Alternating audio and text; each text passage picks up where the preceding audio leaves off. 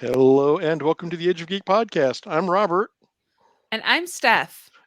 And I'm Floral Collin. Floral Collin, we love that for you. It's so great.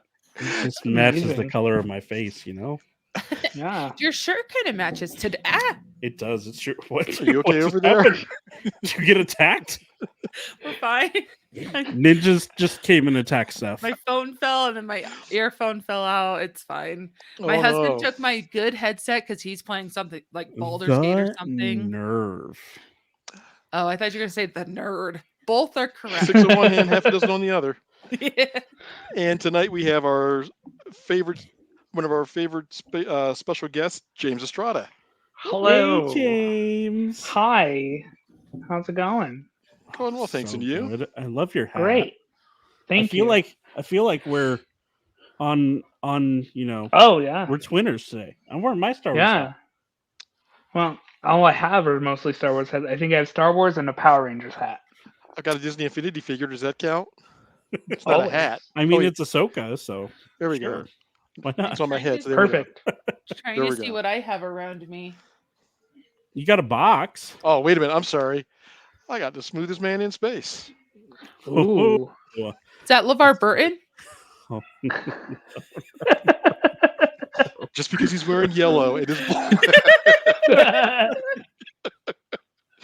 not all black people in space look the same, Steph. That's how I was. Oh. I don't know if I would yes. choose LeVar Burton or Donald Glover because I think they're both aces. You're not wrong. Yeah. You're not wrong. I mean, you can either have Reading Rainbow or Childish Gambino. Both a little bit different vibes. It's slightly. Slightly. Yeah.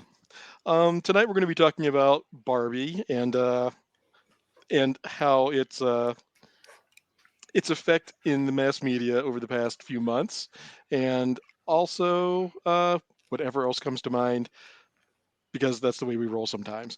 But first, we are going to do a couple of things of news. One of the saddest bits of news to come out of the geek and entertainment industry recently is that Arlene Sorkin passed at the age of 67. Ms. Sorkin was the original voice of Harley Quinn. And I learned that Harley Quinn, the character, actually came about because Paul Dini, who was a friend of Sorkin's, had seen a clip of her from when she was on a soap opera in the middle of a character dream where she was a clown entertaining kids, and that imagery and voice that she used there was the foundation that he and Bruce Timm used for creating Harley Quinn like 15 years later. So a little bit of trivia there. She will be missed. A couple of other things.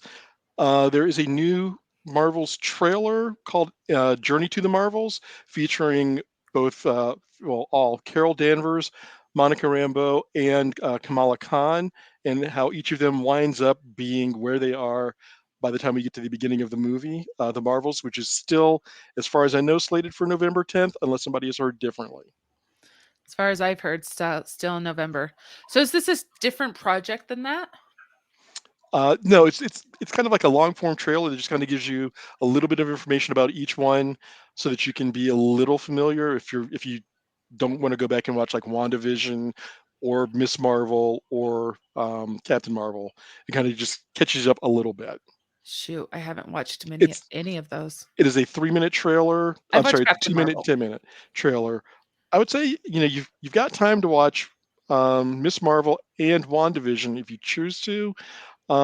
Monica doesn't appear until midway through, I believe, WandaVision. Yeah, I think like 3-4 episodes in. And I mean, she becomes a regular character after that in the series, and you can kind of see where the arc is going for her. How much will I miss in WandaVision if I just start on episode 4? A lot. You actually Oh, really okay. need to start at the beginning. Chunk of the story. However, I mean, the episodes are not ridiculously long, and it's actually kind of interesting to watch the progression of comedic styles that they use, because they chose an interesting tack for relating Wanda's grief through comedy, but they also did it through the years. So like the first style is kind of like early Dick Van Dyke Show um, in the filming, and progressing through the 60s, 70s, and 80s style wise within the within each episode. So So things you're very familiar with. yeah, and it's in that sense, Wasn't a dig at all. Stephanie would never take a dig at me being old. Yeah. Get off my I lawn, mean, Steph. Get off my lawn. you've been saying it so much tonight, like before we started recording. So Because I think it's kind of Steph on. has just beat me down with it so much over the over the past 6 months. Wow, he's old. How old is he? Do you remember when this happened? Did you guys have electricity when you were? Yes, you did.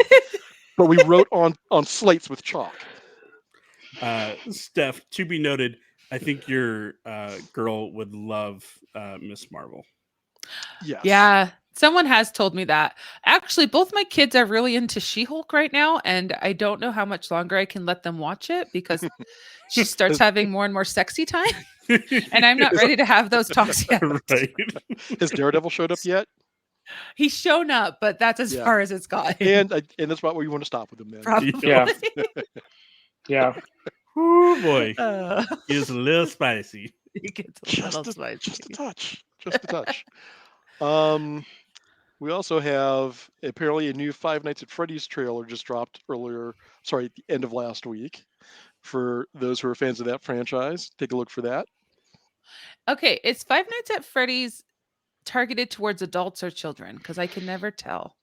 I would say probably young adult, like teens and young adults. Okay. At least for the video games. The movie, they haven't released it with a rating yet. At least not that I've seen. My guess is because it's Blumhouse that's doing it. And when they released the Megan movie, because that's the last movie that they released, and they did a PG-13 release for theaters, but then when it went out to streaming, they did a unrated version as okay. well. That's kind of cool. So my guess is they're going to do that. It does release in theaters and on Peacock at the same time. I think it's October 27th. But I'm thinking that they might do the same thing where they have two ratings on it, which my child is probably going to watch both because he's crazy. And he has all my passwords. So I think that's the more important part of that when they're yeah. Yes. Well, I just got sick and tired of putting it in for him, so I was like, this is the passwords. Fine. I trust you not to take advantage of it. Maybe I'm naive. We'll find out. Maybe it's Maybelline. You never know. You just never know. But the trailer is really good. Like, it looks awesome. The animatronics look amazing in the trailer. And I'm actually super excited for it. Like, I was kind of on the fence when I found out that Blumhouse was doing it after I saw Megan. But Megan was actually pretty funny in spots and terrifying in other spots. So I'm thinking that they might do Five Nights justice. So with the animatronics used in this, do we think that it might replace the Hall of Presidents in Disneyland? Because that's probably getting old and not viewed very often. Yeah, I would hope so. But then also maybe not, because they are murdering animatronics. Okay, fine. So Disney After Dark. It's always after dark with you, Steph. What are you talking about? Flying toasters are great. Oh wait, different after Right? dark. Oh my gosh. Anybody else have any news items or articles they'd like to share? I do. Collin, Taco Bell is testing the newest, greatest thing to ever hit this universe. I feel like it's always going to be a good story when it starts with Taco Bell. Right? I mean, who wouldn't want Mountain Dew Baja Blast gelato? Sounds amazing. Right? Don't lie, Robert. Just at one Southern California location, but I think that's gonna explode and go everywhere easily. Road trip? Just like Taco Bell always does. Yes, I will road trip for gelato. Age of Geeks presents Road Trip. Yes. And then, of course, September 1st, launched Lorcana cards, which it is so hard to get at any store that you go to. It's insane. Oh, I should probably explain what Lorcana is for people who don't know what Lorcana is. Basically the Magic of the Gathering of Disney cards. And so you have all your favorite villains and and hero cards all in a deck that you can make. They have 3 starter decks right now. I managed to get 3 at the midnight release on their website, but that was sold out within 8 minutes. That's so Wow. crazy. Yeah, and Okay. booster packs are pretty much very hard to get. I've gone to probably 8 stores myself. I know Steph has probably gone to more than that, right? Somewhere around 8 to 10, yeah. Yeah, Wow. and They're they're just all out. nowhere to be found. Got to start going to league nights, Collin. I know. They save it all for their league activities. Yeah. But if So- you go Do to, you know- I've heard Nerd Store is doing their league, Okay. and they've got cards that they're giving away at those. Do you know if they're planning on doing the same thing they did with like their villains board games, where they released like they had the Disney villains versions first, and then they came out with the Marvel's villain, and then they came out with the Star Wars villains. Like, I'm sure they're going to hit up a ton of characters. Probably. And I think that people in their 30s to 40s to 50s, they know their target, and they're going to start releasing like Disney Saturday morning cartoon characters. They're going to release Darkwing Duck. Darkwing. Get out of my head, Oh Jane. yeah. Oh, Doug. Darkwing Duck. That would be so Tailspin. I would kill for that. Yeah. Tailspin. Yep. Bonkers. Scrooge McDuck. You know, Bonkers. the power of evil billionaires. Yeah. Oh, Chippendale Rescue Rangers. There's been a lot of talk of going like old school Mickey Mouse, Steamboat Willie. I wonder if they'll come out with like a Dancing Skeletons card. They should. Like, just has some kind of weird power to it. Yes. I don't know what I could say the power is, because I have no idea what the powers are in any of the cards. So. I was gonna have a joke, but I haven't done a lot of research on like the actual card play. I just know that it's Disney and I'll love it. And you have 3 on the. Do you have the decks, or are they on the way? So they're on their way, and I've already promised one to Steph. Yes. You're so nice. I know. He is so nice. What a nice young man. So nice. Well, you'll have to keep us informed, and maybe we can get you and Ty and Steph to give us a rundown once you guys get cards in hand and get some playing under our belts. some gameplay under your belts. Yeah. Awesome. Steph, do you have anything? I do. It's funny, apparently. It's not funny. It's actually kind of sad. Joe Jonas and Sophie Turner are apparently getting divorced. What? I know, right? It's a bummer. They seem so cute and happy. And we all know appearances are exactly what it is in real life. If they look happy, it means they are happy, right? Look, I used to be married too. We were happy at one point. It's so yeah, that's a bummer. But even more of a bummer is the lead singer of Smash Mouth, Steve Harwell, is on hospice care.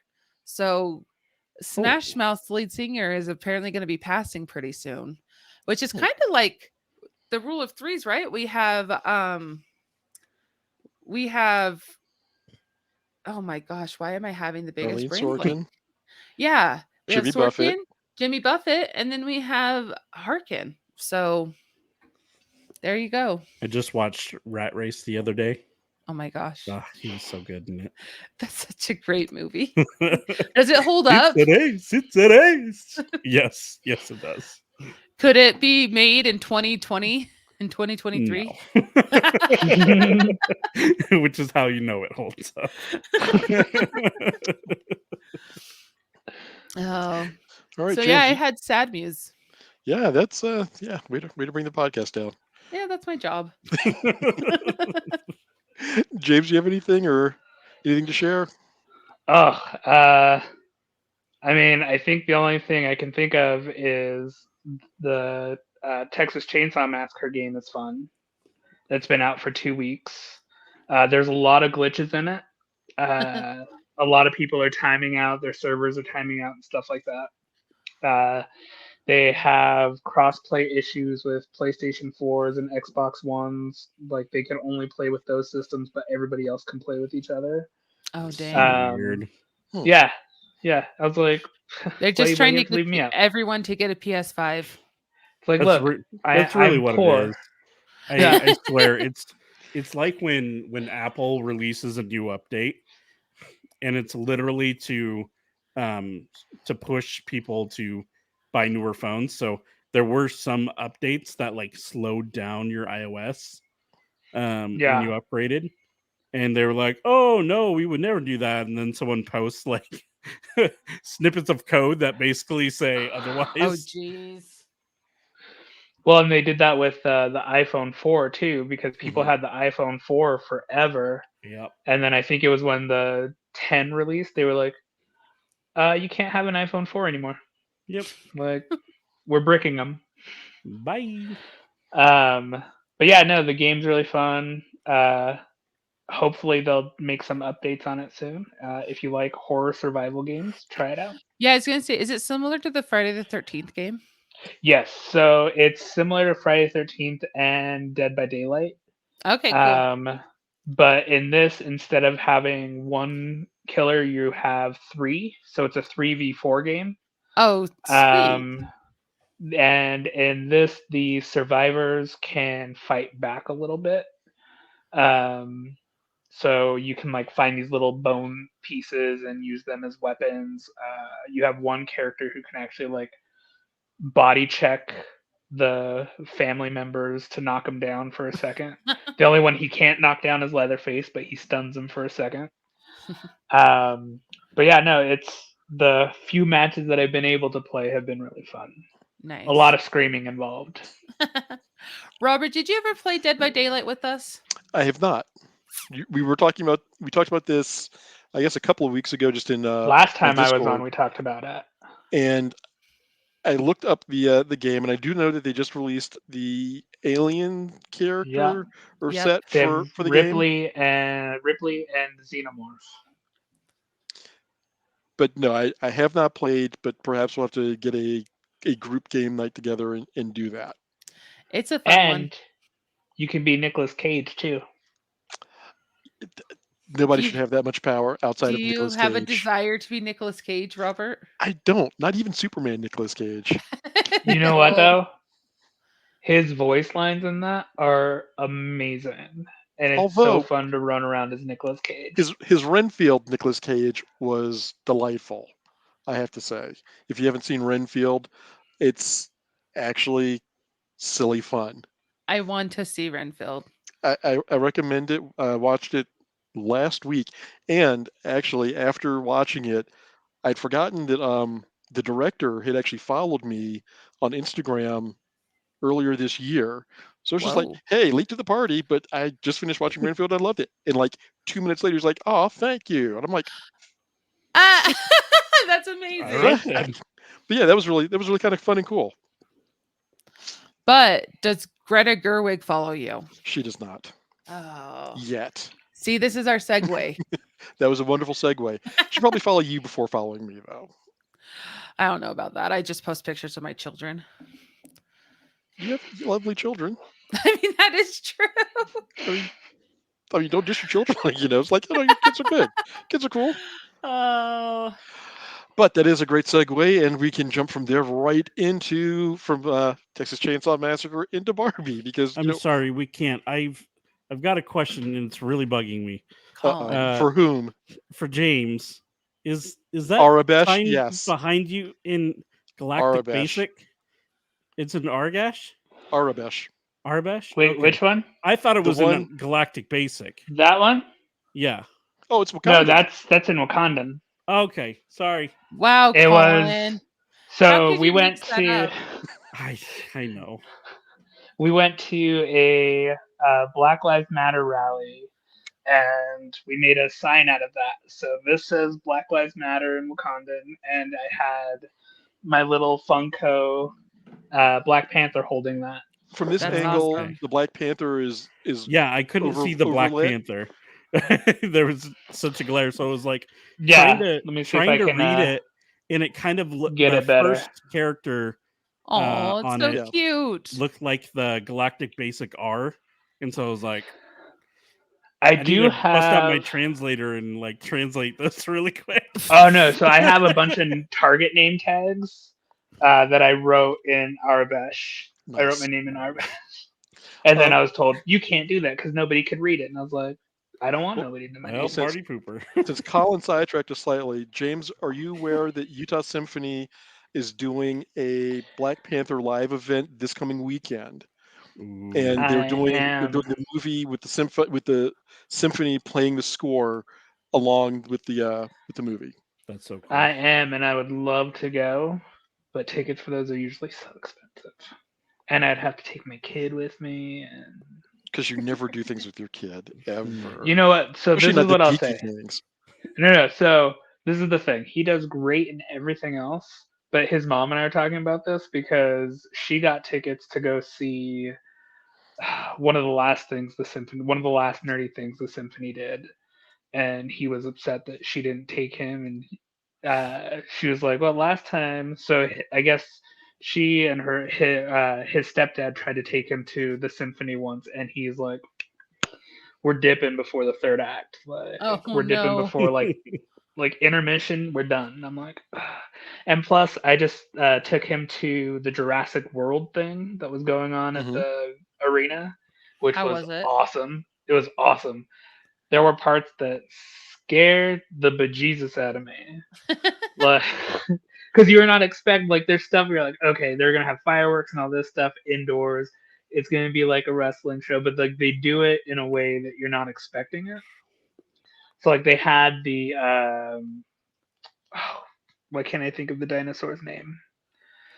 The one they create in Jurassic The World. Indominus Yes, they had Rex. that one loose in the park, Wow. and you hear like the footsteps and stuff, and like things start shaking a little bit, and then it stops, and you're like, "Huh, that was kind of lame." And then all of a sudden, boom, just like breaks through a wall, just this giant dinosaur head with fireworks going off everywhere. I screamed like probably 3 octaves higher than I normally scream. Uh, everybody was looking at me, and I was like, "That was the kid. Kid did it. Not me. I'm a grown up." But we got this cool shocker stick. Oh, nice. I spent cool. I spent so much money there. I spent like $300. Well, good news. I looked up pricing. It is Yep. between $15 and $70. See, and And me, if I'll he's go for the 70. but if he's with a student ID and under 30, he can get tickets for $14.50 in certain spots. Oh.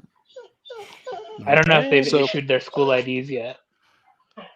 Well- We went and did Nightmare Before Christmas last holiday season at the Symphony, and it was awesome. I'll I'll go judge when they do his- Harry Potter this year. I wanted to. What did they did? Star Wars. Yeah, they do quite a bit. Yeah. They've May? done all the Harry Potters. They've done Star Wars. They're doing Frozen. They're doing Casablanca, which I might have to go see. That'd be cool. And take my Yeah. husband too, because he has never seen Casablanca. Oh, I know, right? Have you two Interesting. seen Casablanca? I A have long time ago. in a Sure. galaxy far, far away. I watched I it don't know if for, I believe you, for Collin. a film class. It's fantastic. I can't movie. remember if so I don't know if you guys know this, but that's how I know Tracy. Is he was one of my film Oh, that's right. teachers in college. Oh, The old okay. And I can't BC. remember. I can't remember if he made us watch that movie or if it was a film teacher in high school that made me watch that movie. It was in high school when I watched it. It's fantastic. Probably the same. All right. Well, speaking of watching movies, we've all seen Barbie, Yes. Yes. and we should talk about it because that is why we are here, and hopefully why the people tuned in to hear us talk about a movie that we told them was going to be Barbie. Yeah, I get to talk Barbie with all these Kens. Yeah, because we're all Ken-enough, but I'm Mexican-enough. So I just love that so much. Nice. For those of you that don't know, James does trivia night every Wednesday, is it? so it happens every Wednesday. I only co-host when one of the guys is gone. Okay. But yeah, every Wednesday night at Keys on Main, in downtown Salt Lake at 7 p.m. There's trivia. Everybody walks away with stuff if you don't mind if you don't mind seeming like an alcoholic and having a bunch of booze swag, then Nice. the perfect place to get stuff. But you My did kid thinks I have a cover problem. song, right? I did. I played the I Am Ken song Nice. for one of the Nice. trivia rounds. I think the week after the movie came out. That's fantastic. My kid challenged me to see if I dedication. could play it, and I just sat down and listened to it for a little bit and figured it out. And it's like, yeah, not too hard. But yeah, it Well, was good. fun. It's so cool. Well, let's just kind of jump in. And what were your reactions to and thoughts about the movie in general? And then we can kind of go down and go through the movie and pick apart different scenes and plot points that we'd like to focus on. I We'll loved start it. with Steph, who's over here. Who is over here? I loved it. It was funny and smart, and even if it wasn't for the the strong feminism in it, which I'm all here for, it would be a fantastic movie. The choices that Greta made were great. The casting is spot on, and then it has great messages for both boys and girls, but to have such a strong message for young women is such a positive thing, I think, for them. James? Any movie that irritates the hell out of Ben Shapiro, I am a fan of. Right. I was gonna mention that. But no, in all honesty, I think it was a great movie. It's always kind of interesting for me to go into movies similar to this that are intended for that people look as not intended for my demographic, meaning a 37-year-old dad with his 12-year-old son going to see Barbie. We got a couple of looks when I gave the guy my tickets. Are you sure this is the movie you're gonna go see? I'm like, damn right, that's the movie we're gonna go see. This is what we planned on. But like Steph was saying, it has such great messages for both boys and girls. Definitely leaning more towards girls, but there's stuff in there that really was kind of I don't want to say eye opening because it kind of refreshes your feeling about certain things. It makes you feel like you might be on the right side of history of things because you've been thinking the same things for a long time. But yeah, great movie. Cool. Collin? Yeah, same. I wasn't even thinking about going to the movie, and then my brother-in-law was posting in some group about it, about wanting to go see it, but didn't want to go alone. So Oh, cute! I literally messaged and I was like, "Bro date." That's So- adorable. So we ended up going to it together. Meanwhile, my wife and her friends went to see Oppenheimer. That's great. So it was a weird trade. but I loved every second of it. The music pieces, the just kind of random Barbie callbacks. I didn't even realize some of these Barbies actually existed. Like pregnancy Barbie, just kind of kind of weird off the cuff stuff. But no, I loved it. I love the messages within it. Um, yeah, Oh, I actually went and saw it. My wife was gung ho about it from the get go, and we took our 11-year-old daughters to see it, and they enjoyed it as well. There were some things that went over their heads, and I was like, "Let it fly over your head. That's fine. That's good. This one is good. You know, that part of it is good for going over your head, but the messaging, as everybody has said, was fantastic for the girls. The depth to which they went in, to pulling in some of the Barbies and some of the other characters like Alan and Midge, and you're just like, wow, those are deep, deep cuts. And I've determined, and I've kind of figured out that Will Ferrell is now just every toy movie bad guy, Yeah, that's corporate true. bad guy. yes, But his character did not detract in any way from the movie, and for me, in the same way that his character didn't detract in the Lego movie, finding Right. out his role in that. But it was a good movie, good messaging. Cinematography was great. I was surprised with with two of the castings, because I knew that Ryan Gosling was going to be, I guess we'll call him Ken number one, and that Simu Liu was going to be Ken number two. yes. But Kingsley Ben-Ari as Ken number three completely took me off by surprise. I was like, why is Malcolm X in this movie? And and then I was like, why is Doctor Who in this movie also with Ken number four? And I was, pleasantly surprised. I mean, all of them did amazing jobs with the roles that they had, but I was just like, that I did not see coming, and I was very pleased by seeing them, and not just the diversity of Kens, but across the board, all the diversity with the Barbies and the Kens, and even in the real world that they had, with the exception of Mattel's corporate board, which needs some coloring up. That actually, Well, okay, so not to like dive into a criticism, but that is something that afterwards my husband and I were talking about. The body diversity for the Barbies was fantastic. Hmm. The body diversity for the Kens was not the same level. And No, I but think that was purposefully. And so we talked about that. Yeah, And like so I can see him saying that like he would have liked to see maybe a Ken that looked more like him. sure. But I would have maybe liked to see a Bond girl that looked more like me. I would have liked to maybe yeah. see, all these like goofy, funny guys who get women like Charlize Theron and Emily Blunt. Like we love that, but these are dream casting, right? Like these Adam Sandler hooking himself up with Jennifer Aniston all the time. Like so it was just an interesting talk that my husband and I had, and I don't know if it's always apparent that it's like the dream girl that for all guys that's what it is, and that like they know that not all women look like that. I'm talking to a bunch of men about what you think, but at the same time it's not like they're thinking about it that way. We're like, oh, like not all women look like that. So it was an interesting chat.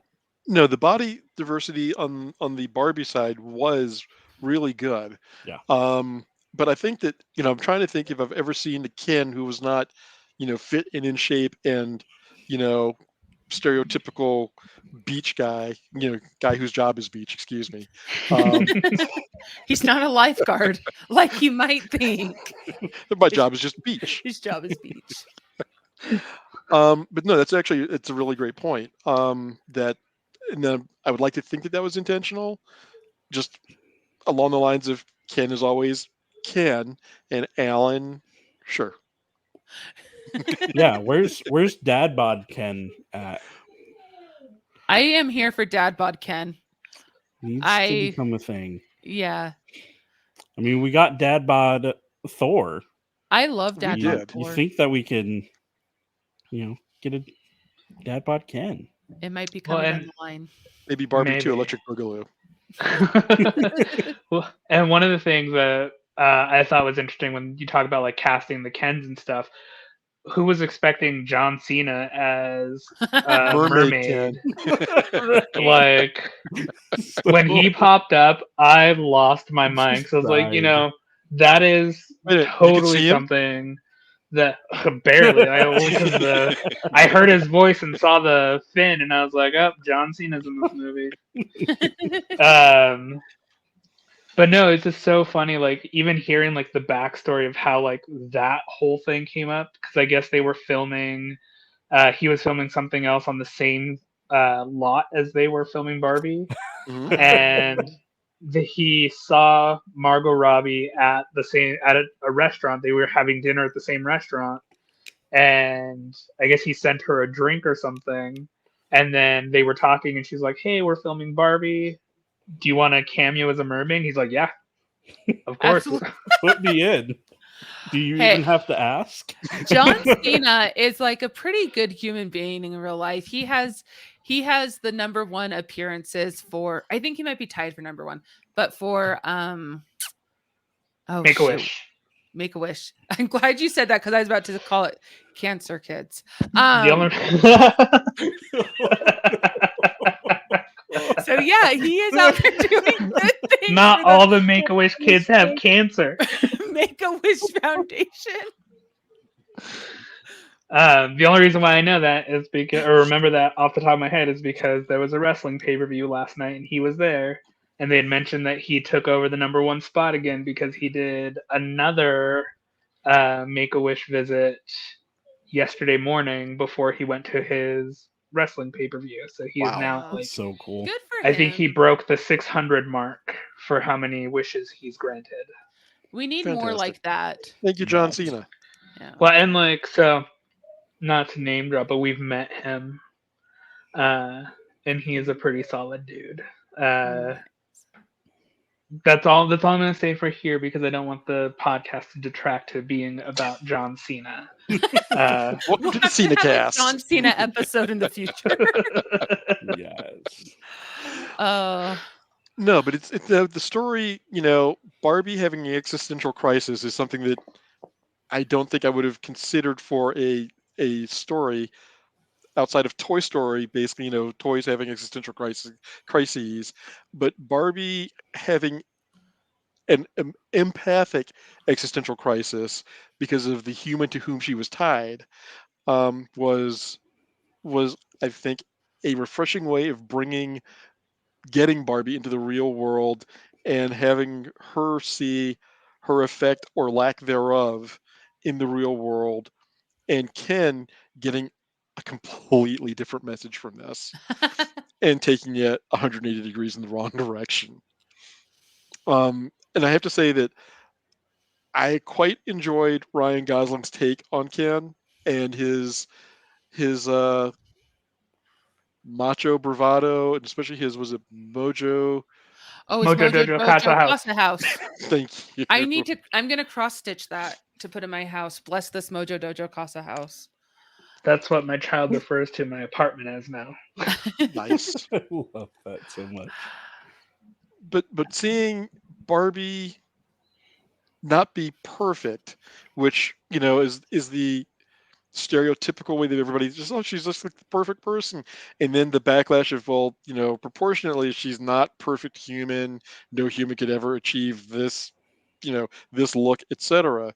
And then to have her make the journey into the real world and encounter people who have played with Barbie, and then even those who thought that Barbie was completely irrelevant. um, One thing that I didn't know and found out later was the four kids that she first meets at that junior high school were modeled after Bratz dolls, who were modeled as the anti-Barbie, basically. Yeah. And I think that was kind of a stroke of genius to do that. And I think they were given the same names. They were given the same names Yeah. It's like as the first four. such a Easter egg that Yeah, you would have kind of had to been in the era of playing with Bratz and Barbies, or playing with, I play with Bratz because they're cooler than Barbie type era. Or That's an attitude. yeah, they do have attitude, and They weren't just like blonde and blue-eyed girls No, and Yep. no, they were. I mean, and again, they had a diverse group of girls sitting there at the lunch and breaking Barbie's heart, right.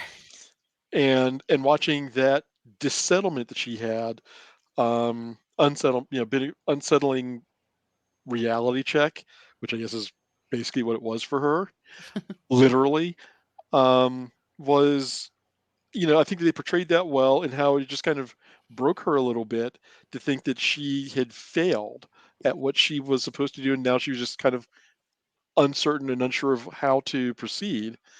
And meanwhile, Ken is finding new purpose, and entirely wrong purpose, but the parallels of their story of, we hit this point and everything is great for one and everything is not great for the other, and how they just portrayed them in juxtaposition, I think was really good. Well, and America Ferrera's character is like so golden. I think she just represents every woman, every person where you do have those thoughts. You do have those that crippling darkness. Do you talk Yeah. about it to everybody? No, you just kind Nope. of, doodle, go on with your day. You feel like you're failing as a parent. You are, yeah, you have all these thoughts and feelings that you don't want to talk about, and all this pressure from the world. And I know that, like, I know her speech that she gave is so relatable for so many people. Like, mom guilt is not mom guilt is mom guilt. Parents feel parent guilt, but it's just so, I don't know. I don't want to say it's so different, but it is just such a universal message for women. And I think that everyone in the theaters felt that as America Ferrera was talking about what she was talking about. And so it was so beautiful to see like the two of them together with like this representation of what a woman should be like, and then a representation of like where places we have all been. So, and America Ferrera is so fantastic. Her acting is so good. I think she like is fantastic in everything she's in. I cannot disagree with you on that.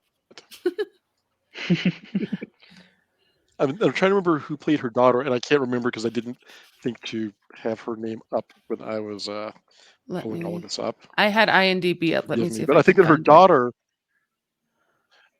her daughter, um, more, more. I think that the contrast that she gave as the, disaffected teen who is so beyond Barbie, and didn't understand why Barbie was so important to girls originally, and the reason that Barbie even existed, and just watching, how her relationship with her mother, which had gone not great, how that relationship developed over the course of the movie after we meet them. I think they portrayed that as, it felt, looking at how my daughters relate to my wife and I sometimes, like, oh, I've heard this, I've seen that. Yet that's, oh, it's the teenage stare or the preteen stare. Oh, there's that thing too. And I think that they did a good job of making it feel like a teen who just thinks their parent is out of touch, and that where, this was important to my mom, that's not so much for me these days. And I think that, the writing reflected that really well, and the way that the chemistry they had between them, I think portrayed that well as also. Ariana Greenblatt, Thank you. who apparently played Little Gamora. Yes, that is right. She did. Hey, she's also in Boss Baby, She is. not the original, the No, second one. Family Business. Yeah. Ah, She was in the original I've one too. Oh, was she? Yeah. Nice. today Yeah, I learned. I thought doing a mother-daughter combo was super awesome.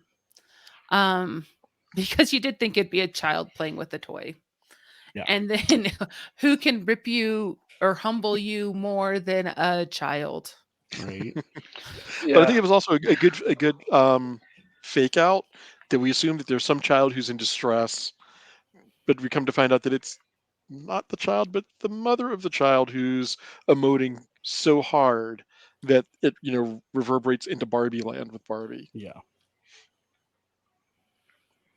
Well, and Yeah.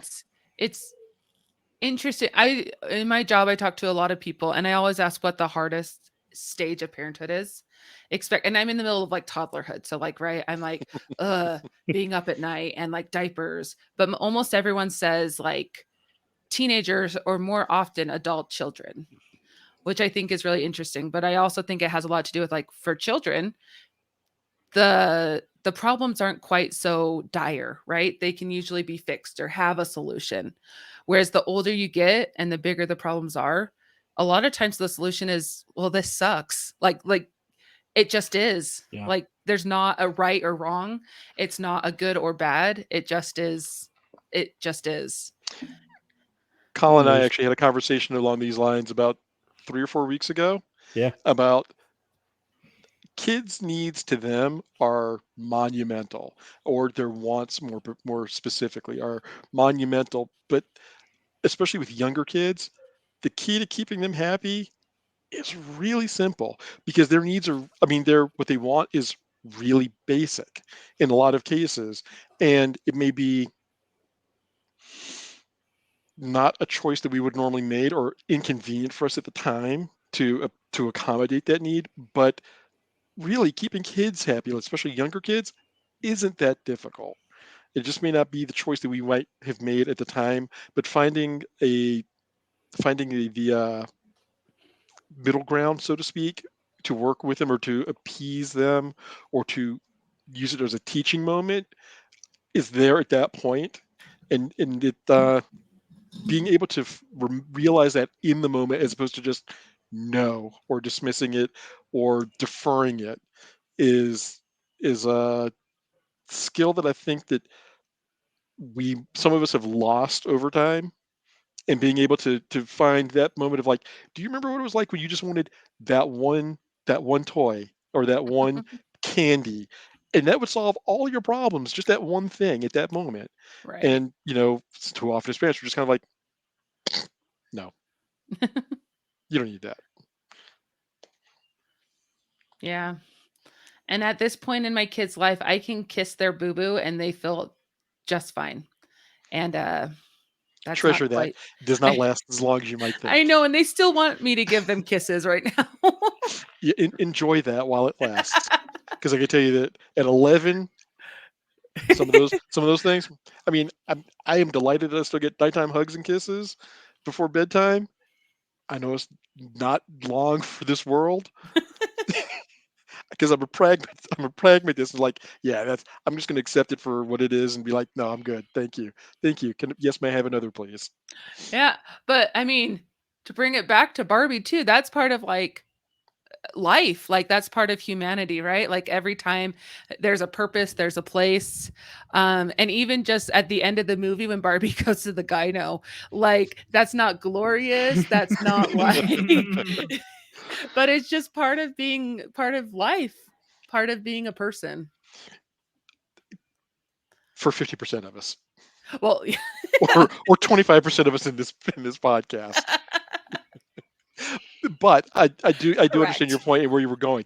Um, I think that one of the things that also was very touching and that I honestly did not expect was to see Rhea Perlman as Ruth Handler, Yeah. and I think that they handled that scene, no pun intended, um, very well. Of no, you don't get it. You have done everything that I wanted you to do, but I left it open ended for a reason, and I think that that's one of the things that is great about play in kids' imagination is how open-ended it can be when we as adults don't force them into pigeonholes. I mean, listening to some of the things that my girls come up with just when they're having, creative, what do they call it? Royal high, where they're pretending to be, it's kind of like a Monster High or Rainbow High, but they're princesses and they're going through whatever teenage, preteen drama they are, and just listening to some of this is just fascinating. And even when my girls started playing D&D, that was both insightful and scary at the same time because they took their open-endedness of that and just were just like, yeah, we're going to go this way with that, and just going like, what kind of children have I raised? Oh my.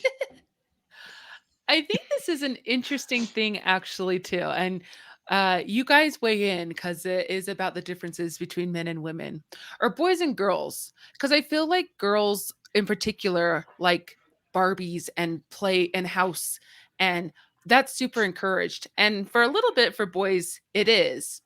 But then at some point it's like, no, balls, not not balls, but here is a baseball. Meaning sport. Sports balls.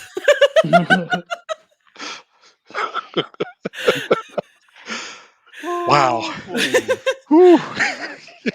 I feel like there should be like the Seinfeld, not that there's anything wrong with that kind Not of. that there's anything wrong with that. Balls are great. You heard it here. But I This is do the think testimonial. I do think that there is a time where we stop letting boys enjoy that type of play as much and as freely. Yes, I will. I will be. I mean, as a guy who takes a picture of action figures every day, I will jump in there and be like, yes, I think that we look at boys and there's this macho image that we have cultivated in society that you can't, that's great up until this point, and then you've got to move on to something else that is more masculine and macho, and And I then think we. Greta hits on this really well in the scene where they're trying to manipulate the Kens, Mhm. where they talk about money and they talk about the Snyder. And I had this talk with my husband too because he actually really likes the Snyderverse, the Snyder Cut, whatever. Poor guy. But I do think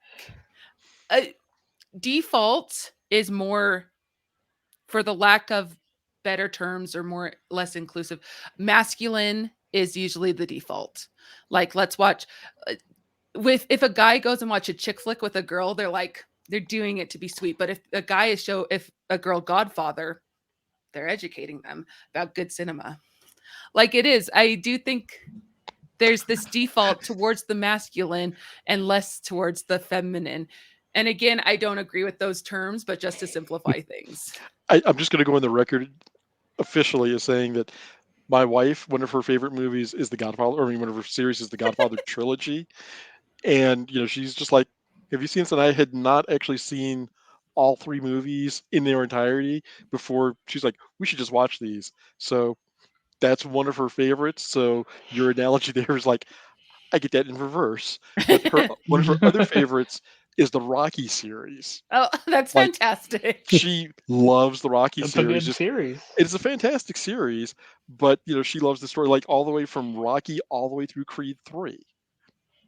And it's like, okay, and I came to appreciate them more having liked them, as they came out, the ones that I saw up through 3, and then I think I jumped straight to 6 after that, and then the Creed movies. But I appreciated them more from somebody who had that kind of love and affinity for them as we're watching them all the way through. I had a boyfriend who wanted me to watch all those types of movies, which is fine. But I watched freaking Requiem for a Dream for him, and I will never forgive him. Sorry, what? Requiem for a Requiem for a Dream, Dream. the worst movie I have ever seen. It makes you feel awful. And it has Jared Leto in it. No, thank you. No, thank you. It's intense. I don't like it. So. I think the interesting thing, so like, I have a 12-year-old son. Like going back to like the whole like masculine versus feminine toy thing. That was like a conversation like my ex-wife and I had when he was like really young. Like we didn't want to like put him in that like box of Mhm. masculine, like, oh well, you have to play with trucks, you have to play with this. Like it was kind of create your own world, do whatever you want with it. Like you want Barbies in this world, we'll get you Barbies. You want only these Marvel action, like I was more excited when he got like the Marvel action figures or the Star Wars action figures because that meant I could play with the Barbies too. But like they were toys that I knew, and they had more articulation because I would buy the expensive ones.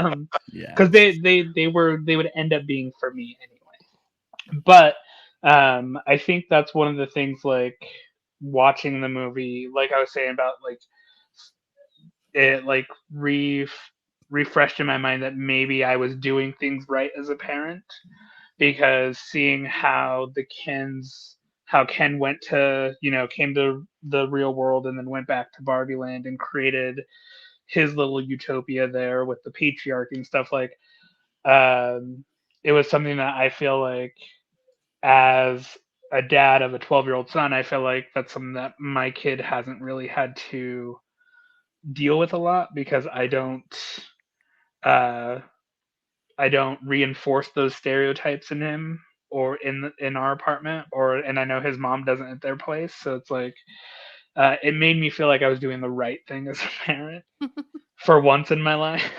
It validated some of the uh choices you made. yeah.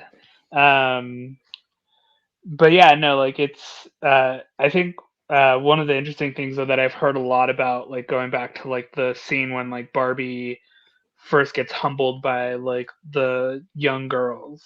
Um, One of the things that I've seen a lot of people talk about is when she goes to the bus stop and is sitting there with that older lady, and she's just staring at her, and she just says, "You are so beautiful," and the lady just looks at her like, "I know," like, duh. Um, I think that like I think it was small things like that that kind of made you feel all warm inside. um and it kind of gave you that, like, that we need to stop looking that we need to start looking more in ourselves to get that kind of happiness. um yeah, I feel like I'll go off on a tangent there. No, I love that part too. That trying to think if there was another one I wanted to bring up. Then even so, going back to your point about Ken bringing the patriarchy to Barbie Land and basically making it Ken Land, um, the way that the Kens, you know, just all kind of kowtowed to Ken number one, and the hierarchy of Ken, so to speak. And all they wanted to do was just kind of sit around. They didn't want to do anything. They didn't want to do anything other than just, yeah, well, I can sit here and watch TV in my Mojo Dojo Casa house, blah blah blah, and just enjoyed that. And all the Barbies getting subjugated to secondary roles in Barbie Land was an interesting choice, um, thematically. But rather than the Kens going, well, you know what, we're going to go over here and do our own thing. They're just like, no, we're just going to take over right in the middle of what you guys have created. And watching as Barbie, stereotypical Barbie, had to go to weird Barbie for help after she's like, all these things have happened and nothing is right.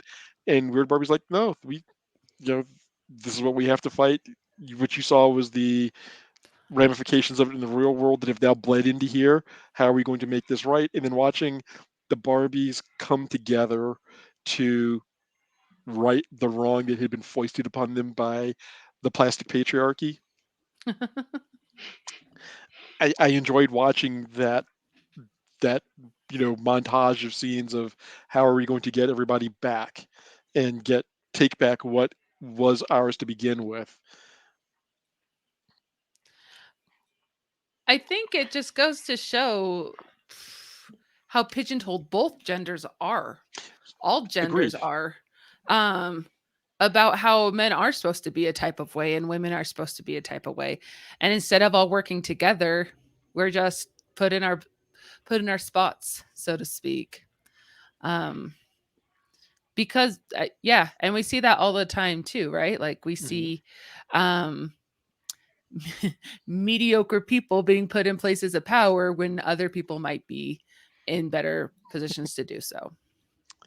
That never happens. Never. No. Well, and one thing that I think is really funny to think about is that Ken was actually, it seemed like Ken was doing a lot of this because he was just petty. Because he was upset that Barbie didn't see him the way that he saw her. And that he felt like she didn't, he felt like he needed her validation Mhm. to be somebody. And it's interesting because you think about like relationship dynamics, and you think about like it's a very like high school feeling. Uh, because like I know in high school when I had my first girlfriend, I felt like that. I felt like I needed to always be seen by her to feel validated as a human being. Um, but when she didn't give that to him, he, you know, when he found patriarchy and all that stuff, going into like that fitness club and all that stuff, and seeing all these men, um, and it was just something that like he's like, well, this is my way of getting her to notice me, and it was just ruining everything that the Barbies had created.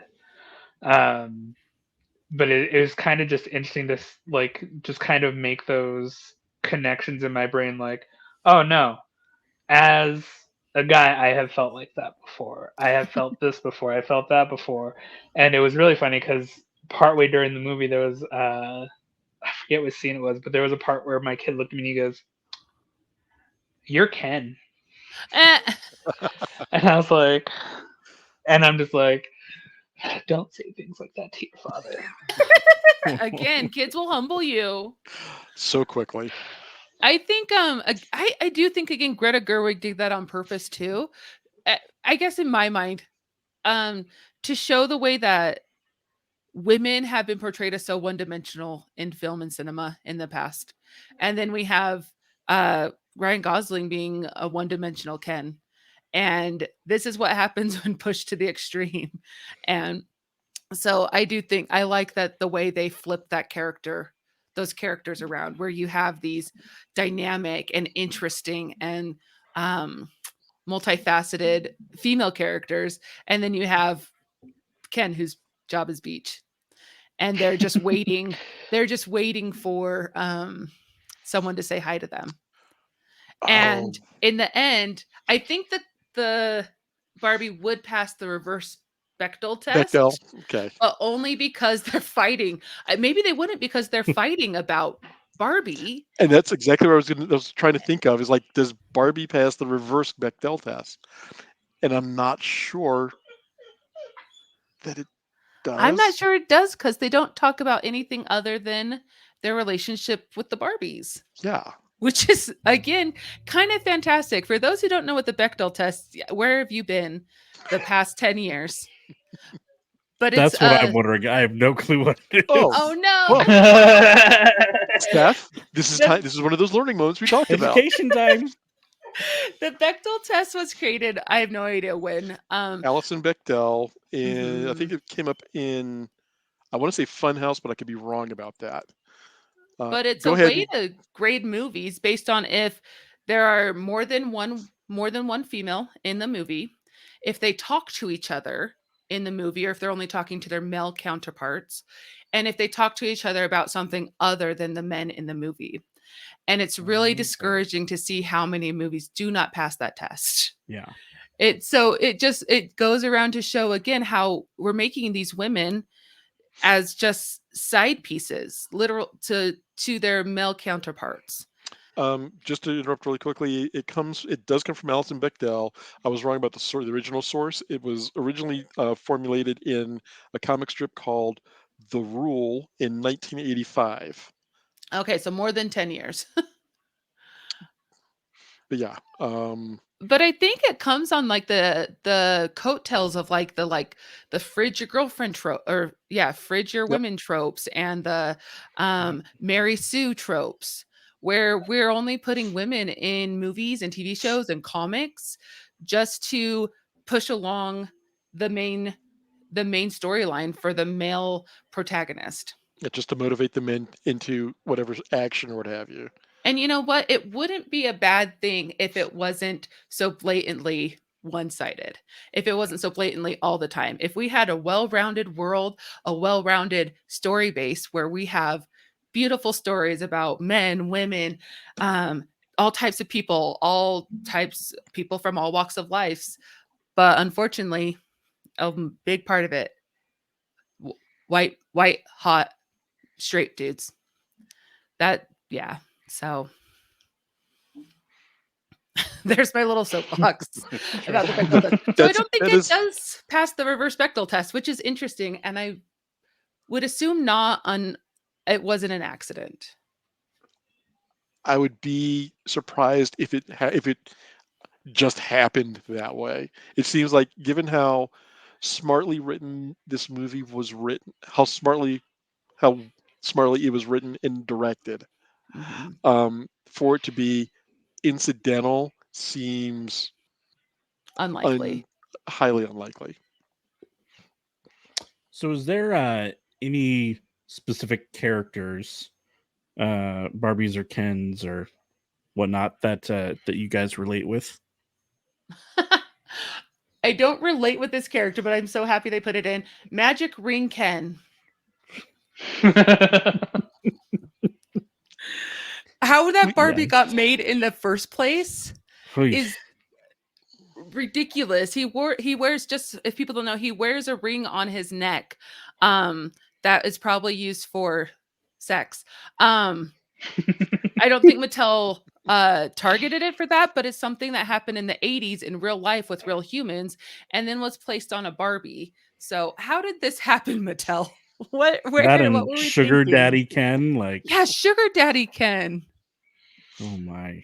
And Midge, how was Midge made? Teenage pregnancy Barbie. And again, no judgment, but I could see myself not wanting to get a teenage pregnancy Barbie for my children. Well, and I think the interesting thing about the Midge is the Barbie, you could take her stomach off and there was a little baby inside of the stomach. So I can get behind anatomy dolls 100%. I think we just lost Collin for a second there. I think for me, apparently the one that I relate to through my childhood is just Ken, just Ken in general. So I guess Ryan Gosling's Ken. I wish I looked that good, but I guess on the emotional side of it, that's the one that he thinks I relate to the most. Sorry, my dog is being really needy. Pay attention to your dog. But yeah, no, that or John Cena's mermaid Ken. I don't know that there was any character in particular that I related to in the movie. I would say there was facets of different Ken's personalities that situationally I could relate to, but not like that Ken. That's I see myself in this version of Ken. Okay. I related a lot with Alan. I was gonna say that. I do love Alan. I especially growing up, I didn't have a specific group that I would hang out with, right? I was usually just kind of the loner plus one guy that would just kind of come into a group and chat for a bit and maybe be seen, and that's about it. And so I relate to him from that. Although he has wicked kung fu moves, so I don't have that. Do you fit in your best friend's clothes? No, I don't. Unfortunately, as I am. That was literally a tagline. How did they make that again? Why? All Ken's clothes fit him. They are making Ken a beard. Well, they're making making Alan a beard for Ken. No, they're not. You know what I'm trying to say. They're talking about doing a Mattel verse, right? Mm-hmm. I actually wanted to talk about this because Randall Park, I want to find his quote about what he said. Oh, that the we're looking at the Barbie movie being successful in the wrong way. Yes. That we Mhm. shouldn't worry about like the toy aspect of it. It's the strong female character, or something like that. Hmm. Yes. I had to It was look a up great who quote. Randall Park was because I didn't Oh, It's he's Jimmy the remember, and I Woo. was like, "Oh, Asian Jim." he's the Yeah. good Jim. I will go to my death telling you that Jim is the bad guy of The Office. See, I was Anyways, just gonna go Jimmy Woo, but okay, sure. that is a different podcast where I talk about my dislike of The Office. Why can't I find this dang quote? Oh, while you're looking for that quote, another thing that made me apparently makes me Ken is I play guitar at people. So That has to be the I most can see that. universal female experience. That being aggressively guitared at, and like not wanting to hurt a guy's feelings because you don't want to be mean, but being like, please stop playing music. Please stop. Please stop. I don't care about Well, Matchbox 20. Please that don't that's one of play the it videos that anymore. I hate about like TikTok and stuff is all these like pickup ones that these YouTubers do, and like they go and sit down next to a random girl and just start playing. And it's just like, why? see, and like the funny thing, so as a guitar player who had a band, I would just be sitting down randomly. Like I wouldn't like go up to a girl and be like, "Hey, let me play this song for you." I would just be sitting down playing guitar like randomly, and but even then, like you're playing guitar at people. Like Yeah. you're doing it not just for yours. You're doing it so people will notice you, and that's why Ken was doing it. Here's the thing. I think if like a guy were to sit down and play like like a song, be like, I thought of this song and it reminded me of you. Please don't make it push to start off. If you are telling a girl that a song made them think you think of them, do not play Matchbox 20 at them. Push it, dude. Um, but if you did want to do that and have that talent, play one song and then be done. But it's this, you like that? Let me play you another. Let me play you another. And then you're there 3 hours later and you don't know how to tell the guy to shut the hell up. Um, and so many women laughed at that One joke. trick And pony. I think men like again got it, but it was just that universal experience where I think so many of us have had that happen to us in real life, in college, in someone's basement. Yeah. See, and I think that joke I laughed the hardest at, like out loud, as a guitar player, and knowing that I've done this before, like maybe not on purpose, but it's happened in my life, to where I probably have been perceived as that guy. Like even my kid, when that happened, he kind of did one of these like, and I was like, what the hell was that? But I think like especially when we're younger, right? Like we want the other person to like us. We don't want to be Yeah. rude. So the guy is probably thinking, "Oh, she loves this. Let me do some more." And the girl is probably thinking, "Oh my gosh, please stop." And but we're just so immature and trying to figure ourselves out that it just continues on and nothing gets solved and it will continue And to you listen to happen. Push for 3.5 Oh hours. my gosh, no. Steph, I just sent you a link to the quote. Oh, perfect. I found it too. I was just okay. So the Randall Park quote is, I feel like just in general, this industry is taking the wrong lessons. For example, Barbie is the massive blockbuster, and the idea is make more movie about toys. No, make more movies about women. And so yeah, Mattel is about to release their Mattel verse. Are they gonna call it the MCU? Is that Probably the taken? MACU. Oh, Oh wait, okay, that's fine. taken too. I don't know.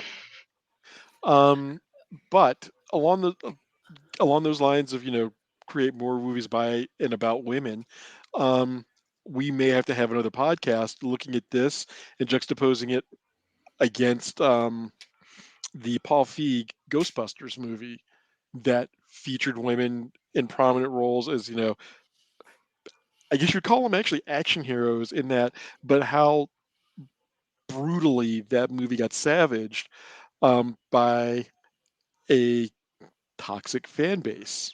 Right. Well, and we saw that with Barbie too, right? Like a lot of people called it man hating. And in my opinion, I don't think it's man hating, but I do think it's reversing a narrative Yes. that a lot of people didn't love. Yeah. I mean, we saw that in Wonder Woman and Captain Marvel when those came out too. Right. And so, and I don't think there's anyone out there. Okay, there probably is because people there's someone out there everywhere for something. But it's saying, please stop making movie about men. Please stop making movies about men. Please stop making superhero movies. I probably have said, please stop making superhero movies. Not because I don't like them, but because we have so many. No one's saying that, but we just want others too. Like we don't have a lack of movies that we want. I mean, there was a show on Netflix called Emily in Paris. It's really cute, but when it was introduced, it was a woman from India, and they changed it to a white protagonist. I mean, and that's not a story that's not the first time that's ever happened, right? So Yeah. how many times are there's these stories, these movies that could be done differently, but we're just doing the same thing over and over and over again? It's yeah. So I don't know. That's kind of I think Randall Park is right. I think yeah, we're crying for more diversity. We're crying for more awesome, fantastic movies. And Greta Gerwig just hit $1 billion. So it's not a lack of talent either. No, and it's not the first time, and this is the first time that call for diversity has come for something that is not cis white male. I remember in 2018 when Black Panther came out, and how everybody was just like, "What the what?" It's like we've been asking for a movie like this forever. That's not a black exploitation movie, and with a strong protagonist who's not pimp, thug, drug dealer, who's a You character forgot that Deadbeat Dad. or deadbeat dad. Yeah, all these negative stereotypes, and people were just like, "You're gonna find a black king in a magical nation, blah blah blah. Oh my goodness, he's got superpowers and all this." It's like, guy falls out of the sky in a rocket ship in Kansas.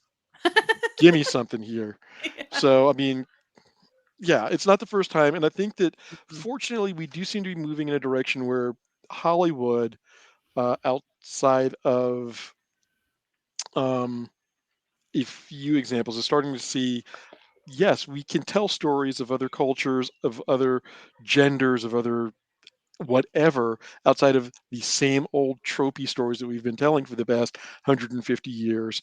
And there are stories to tell that are wonderful, that are fun, funny, silly, whatever.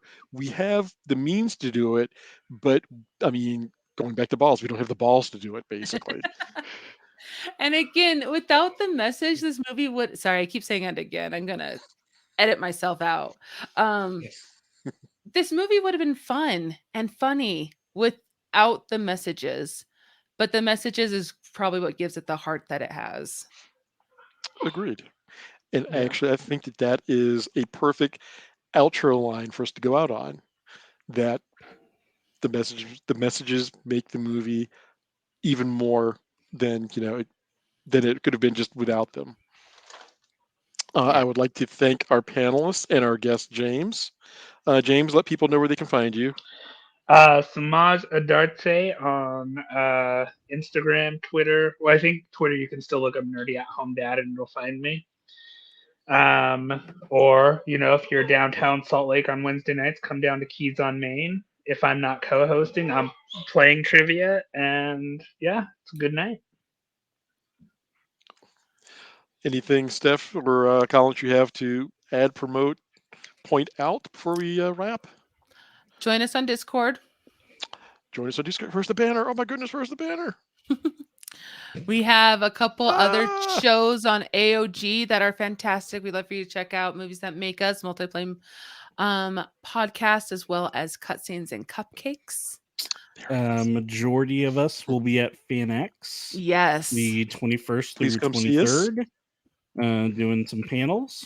So Please come see us. It'll be Come say great. hi. We'd love to meet you and chat geeky things with you. And we have stickers. we do We have have stickers. We have a We lot will of get you stickers. stickers. Non-die-cast stickers, but it's okay. Hey now. Don't dream it's over. They're die cut somehow It's fine. in a square. Thank Because you. that's how guys. die-cut works. Thanks for joining us, James. Yeah. Thank you very much for joining us. Thank you everybody for your opinions, and Steph, take us out. So long. Oh, Not Maybe. prepped. Maybe No, we will. we must hit button. I'm glad that I can edit. I'd like Okay, the here ship we to go fast now.